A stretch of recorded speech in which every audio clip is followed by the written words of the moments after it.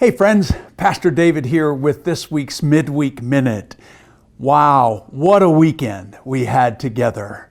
It was amazing on Saturday night with God's Country Band and Isaac Cole, and the incredible meal that Mike Davis put together. Sunday morning, Mike did it all over again with brunch and with a wonderful time of worship together, beginning our year-long celebration of 200 years as a church here in Butler. We spent a little time this past Sunday talking about what the next chapter is going to look like.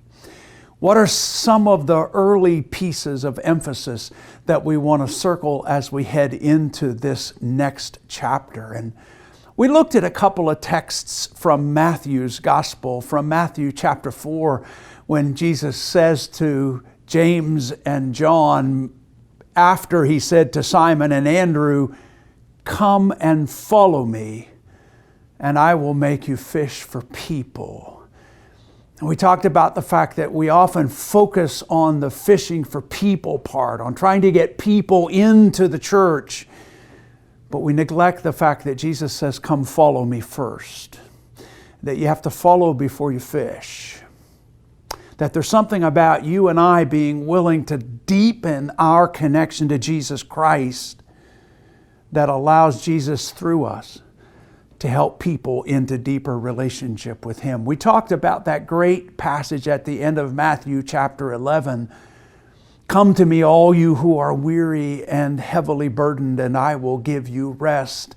And then that verse, "Take my yoke upon you and learn from me, for I am humble and gentle of heart, and you will find rest for your souls." We like that soul rest part, but we often jump over the first part where Jesus says, you got to take my yoke upon you. You've got to connect yourself to me. You've got to learn from me. And then rest will be the result of choosing to yoke ourselves to Jesus. We talked about what if the next chapter in our life together was really all about a deepened, renewed choice to connect ourselves to Jesus. To connect ourselves to Jesus in deeper ways now, this moment, so that the future will be fruitful for the kingdom of God. We ended up talking about the craziness of the world that we've experienced this past week with Charlie Kirk's death and with so many other things that have happened just in the last month in our life together and in our life as a nation. And when it comes right down to it, the craziness of the world that we live in today can be explained by any number of things. All of those things probably which play a part in the craziness of the world. But if you boil it down to the basic fundamental reality of things, it's about what's in the heart. Jesus speaks this, "For the mouth speaks what the heart is full of."